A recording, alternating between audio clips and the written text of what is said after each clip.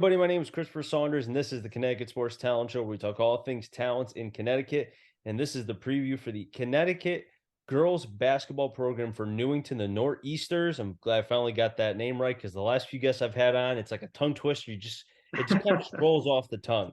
But I'm pleased to have on the head coach, Mark Tancredi, who's been a part of the program for a couple of years now, or a few years, I should say, not a couple, but quite a few years. And his team last year lost in the championship, but they had a great season. They returned back a lot of talent, some youth though, which is good.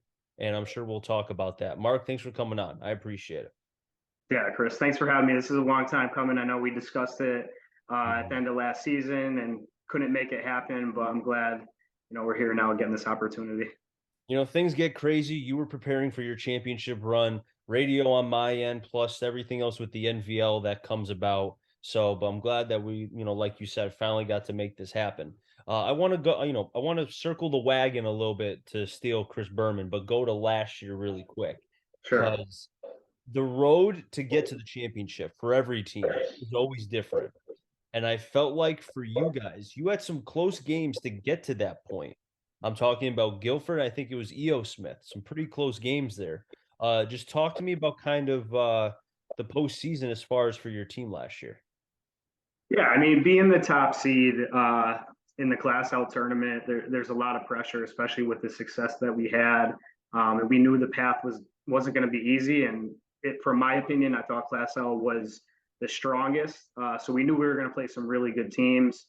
And the Guilford game, they got on us early, really tested us, and we were able to make a run and have some separation and fortunately win that game. And then when we went to the semifinals, we saw EO Smith for the third time in the season. We saw them second game of the year last year. We saw them in the CCC quarters, and now we saw them in the semifinals of the state tournament. So if you beat EO Smith three times in a row, it's luck at that point. And we were able to eke out a 1 point victory. EO Smith played really well. Mary does a great job. And, we were lucky enough to hit some key free throws at the end to win that basketball game. Talk to me, Mark, about playing in the CCC because I've had numerous coaches and players on from the CCC, and I have a lot of respect for the conference because I feel like there's so much. My guy down in Weathersfield, Coach McKinnon, who coaches football, has done a fantastic job with them. And again, I know that's just football. Obviously, East Catholic with baseball and basketball. I know their football team made the playoffs this past, couple weeks ago. But Yeah. for you guys being a part of the CCC, I feel like that really prepares, these young women as far as to, once you get to the post, if you have an opportunity to get there, you guys are battle tested because you're going through, like you said, some very strong teams. Yeah, I mean, maybe I'm biased, but I think it's the strongest conference, at least for girls basketball. We have a lot of talent, a lot of different styles, so you're going to be prepared for different styles outside of the conference. And that's really helped all of our teams. And you saw the success that we had in the postseason with Simsbury getting to the Final Four of the Class L. East Hartford won double L. A lot of other teams had some deep runs into the tournament. So I think we're battle tested, and we're a super conference. It's very large. There's a lot of teams. It's funny. I still haven't seen some teams in my 5 years that I've been at Newington, Mhm. but you never know what you're going to get. There's some really good coaches, really good players, and it definitely prepares you for the postseason. You mentioned Simsbury with Coach Zulo, and I have so much respect for him. He was actually one of the first girls basketball guests that I had on this podcast when I started it during the COVID year, which you and I were talking about. And it Yeah. was awesome to have him on and hear about, the program and just how he goes about his business. So, speaking of that, and I'll ask you, when you first started, and I've had some coaches tell me as far as when they first began trying to build their culture within their program before they were able to expand to the younger levels, AAU or, rec basketball, whatever the case may be. For you, have you been able to kind of get your coaching style into the younger girls basketball players? So then that way, once they get to Newington, it's not as much of a learning curve. I think that's still a work in progress for any program. you obviously want to have feeder systems, and then have those feeder systems have familiarity with your program. And again, we're working on it. I have travel coaches that come to practices to observe. I run a lot of clinics in the off season. We're actually doing a travel clinic with all our with the fifth through eighth grade groups in a couple weeks. So just little things like that. So they have familiar with me and familiarity with what we like to do. And it's a high level. Like, I mean, we've competed at a really high level for a few years, and it's a little bit of a culture shock for some players when they get in our program. I feel like, especially for our freshmen that can compete at the JV and varsity level, but they figure it out. And we've had some really strong leadership. It's not all about me. It's about the upperclassmen and the players that have been in our program for a really long time that are able to lead by example and say, hey, this is the way that we do it for Newington girls basketball.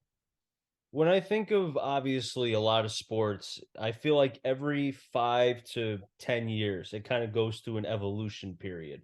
I think of prime example since we're talking basketball here, I think of, basketball in the pros. It used to be center dominated. Obviously, you could hand check. Now you can't hand check anymore. You touch a player, it's a foul. And now because of I think the whole 3-point game with Steph Curry and some other players, you're starting to see that expand to not just the NBA level, but also the WNBA and then trickle down to college and so on and so forth. So for you now being a head coach now for a few years and seeing the game and such, from the girls aspect, from girls basketball, have you seen the game change at all drastically? Not as much. What says you? I mean, personally, within my program, we've always had players that had a high skill set to do many different things. But I think at the girls' level, there's still some integrity of like the low post game and more traditional basketball. But like you said, it's definitely gearing towards players knowing how to play positions 1 through 5. But that's great. I don't think I'm a big believer in at the youth level, like as a coach, you need to make sure that you're not boxing a player into one position or the other. They should have all skills because again, that's where our game's going. You see that the floor is more spread that way because everybody's a threat now. You can't put them in one spot. So yeah, I mean, I've seen that change, but there's also some traditional basketball that still lives within Connecticut high school girls basketball. Can you explain to me why it's funny because I've done both boys and girls and I've done men and I've done the women's side as far as college. And it's so funny to see on the men's side and the boys side a lot of me basketball, a lot of me play, which is a lot of okay, give me the basketball and then I'm just going to do my thing. And they don't like to really share it. Some Yeah. teams do, some guy, some players do, but not a lot. It's kind of funny. But then when I see it on the women's side and on the girls' side, it's a lot of we basketball. Everybody gets touches, like you said, the paint dominant, the boards really kind of the basketball gets its wear on the boards. Why is that? Because I've always been wondering that. I'm very curious about that. I think it's just like the differentiation in skill levels, and at the boys level, I think there's a little bit of ego in terms of like everybody thinks they can do everything on the floor, where girls they know their limitations, but in a good way, and they really want to star at their role, and that's something that we talk about all the time in our program. Just be great at what you're good at, and then if you give us anything else, that's just a plus for us. And don't get me wrong. I mean, in the past 5 years that I've been with Newington, I've had some players that want to play me basketball, but they know that they need to play Wii basketball for the good of the team. I don't know if I'm the only one that just came up with that or someone else had it, but if I just came up with that for the first time, the we and me basketball, I'm gonna patent that because that sounds pretty good. May have to use that for I think somebody already got to it before you, unfortunately. darn. Okay, well, you know what? It was worth a shot. Hopefully, I'll try. I'll have to try to come up with something else in the future, but I'm sure. Yeah, for sure. So, as we fast forward to this season, you guys start, I think, next week, right? Early, correct? As Yeah, far next as Tuesday we open at Windsor. okay. So, and I know the boys start soon after. Some start on the 15th. I know our first game for the radio was on the 16th, St. Paul Okay. against Kennedy. Um, you and I were just talking about how quickly it comes as far as first you had practice and now games are right there. And then once the season starts, it's it's like once the wheel starts going, it doesn't stop. Yeah. And for you specifically, now that you've been a part of the program as a head coach now for a number of years, do you feel like that because of what you have coming back, that obviously it's great to have the wins early, or you want to have the impressive wins? I know obviously the game time polling is important for kids. They look at that stuff. They see it. But do you feel like the biggest thing is going to be how can we grow from game to game, quarter to quarter, even if the outcome is not what maybe some people are used to seeing from Newington in the past? Does that make sense? Yeah, no, absolutely makes sense. And you hit it right on the head. I think we have a team that's very talented this year again, but we're very young.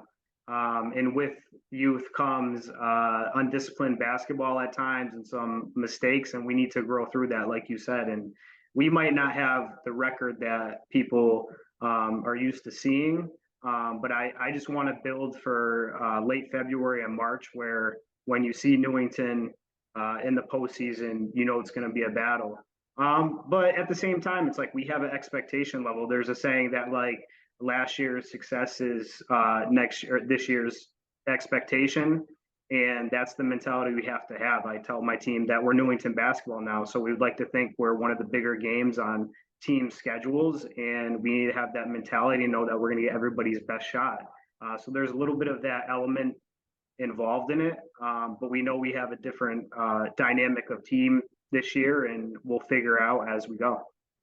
And one of the biggest players who now is in college, without having her, and I think what Lily Ferguson, correct? Was that her Yeah, name? yeah, yeah. So now she's at UMass, and hopefully she continues to do well. I know she hasn't been playing much, but hopefully she will continue, keep working hard. I'm sure she will. But in losing a player like that, I feel like looking at it from a glass half full aspect for the young players, it opens up so many doors because now, not to say you relied on her to win games, because I know you had a lot of talent, but now it opens up the floor for now. Okay, who wants to be the next Ferguson, or who wants to be, you could have a team aspect kind of equal her production, but plus. Does that make sense? Yeah, I totally agree, and that's the mentality we've had in the past. But we've also had some really important players for us. And before Lily, there was Ashanti Frazier, who was one of the best guards in the CCC, and she really carried us. But we got it done by committee, and it's going to be the same thing this year. And I think we're going to be even more balanced this year because we have a couple more scoring threats. And when we go back to ego, we have some egos in a good way of like they're very confident in their game, and it's like they know they don't have to defer to one player. I'm looking at Class Double L because that's where you and you know the team are this year. Move and you were mentioning how you're kind of up or down, Double L, L, so on and so forth. And maybe it's just me just by looking at the names, but the first team that I saw was Sacred Art Academy, just because of what they've done as far as they're a good program. I mean, it's almost like the road, like I would say in the NVL, and I don't know if you're familiar with the NVL, but for football, the road to the NVL title is through Ansonia. You got to get through the Chargers, and not many teams have. Okay. Mhm.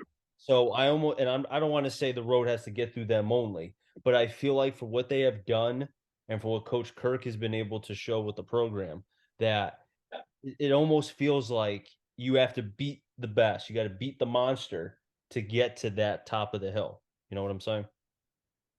Yeah, I mean, I think we're contenders, and now we're hungry for a championship, and we understand that it's going to go through some really good programs. And it's funny you brought up Sacred Heart because we're actually they're coming to Newington tomorrow to scrimmage and a try scrimmage with Crobwell, so we'll be able to see what each other has. But yeah, they've done a great job.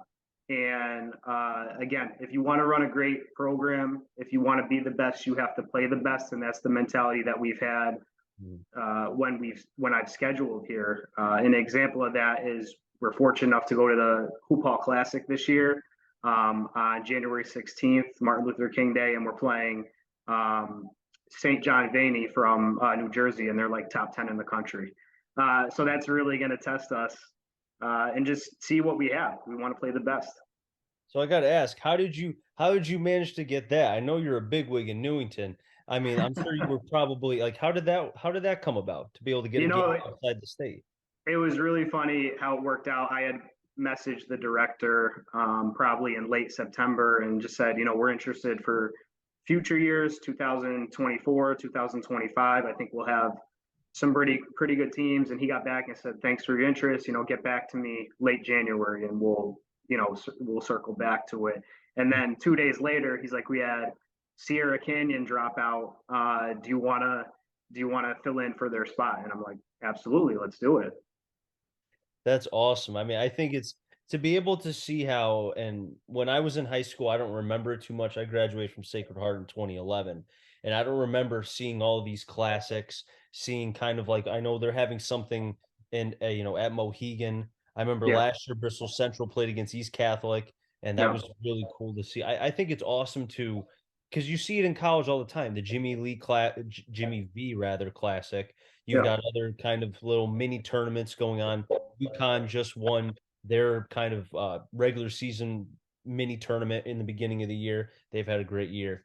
Do you feel like having stuff like that kind of works in multiple ways? And what I mean by that is you not only get to see the best more often than not, but you also get a little bit of that kind of state tournament kind of energy going, and you can see how your young players, especially your players coming back, are going to respond early on. Yeah, I mean, I love that stuff. The neutral site, two really good teams. I know I make it an emphasis every winter break to get into a holiday tournament. So we're playing against different teams you won't typically see, and on a neutral basketball court.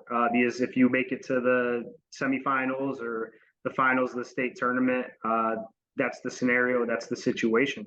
And it's just good basketball. Like, let's expose our players to different challenges, and let's expose our players to college coaches and different fan bases and different regions. I'm just a big believer in that. And speaking of players and being able to get them out and have people see them, who are some players that I should be on the lookout for? Because I always like to have players on during the season who have great performances, or just players who say, hey, this young lady dropped 20, is averaging over 20 over the last like 4 games. All right, she's got to come on here. Who should I be kind of keeping my eye out for when it comes to Newington this season? So I'm going to give all the coaches the scouting report right now on the pod. That's what you're saying. No, it's fine. It's no secret. So I mean, we got to start with Bella Kakuda. She's a sophomore for us. She's our second leading scorer as a freshman last year. She averaged about 12.3 points per game. And I've just seen her take the next step this season as a sophomore, and teams already know about her. And she's a really special scorer, and she's really building her game in other facets. So looking forward to her. And then Sela Prignano is another sophomore for us, very versatile. She was like our number 6 or 7 off the bench last year. Great defender, very good shooter. And once she fully figures out her game, the sky's the limit for her. And then finally, another freshman starter from last year that's now a sophomore is Kendall Miller. She hits the boards really hard.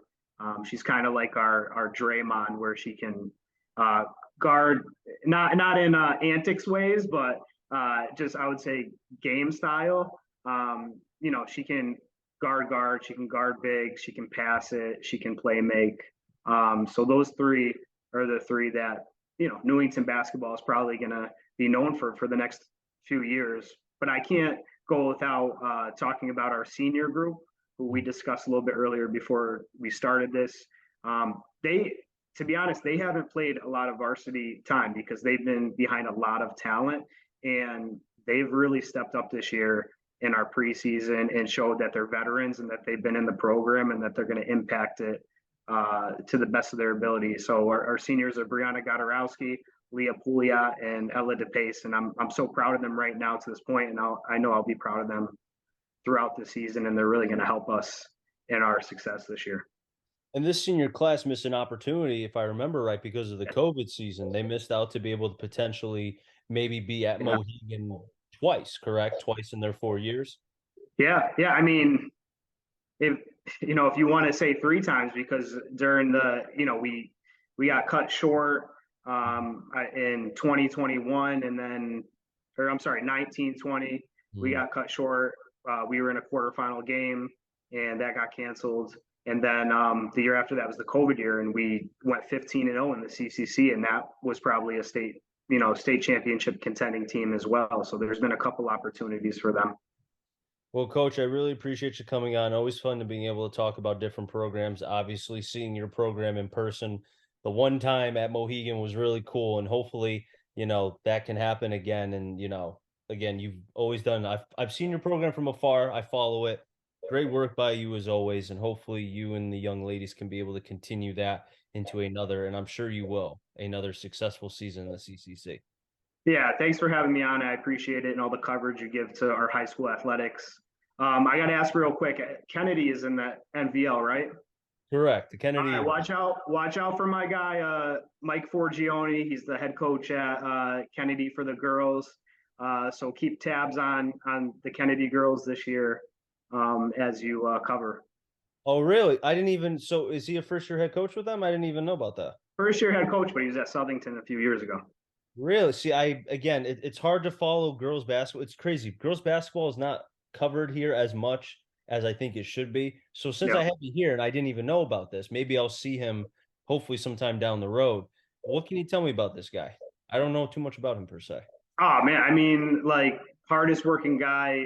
I can't tell you like he was helping me out last year with scouts and coach anything you need.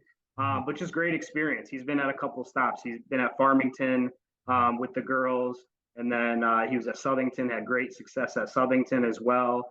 Took a few years off, and now he's with Kennedy. And I'm really looking forward to see what he could build there.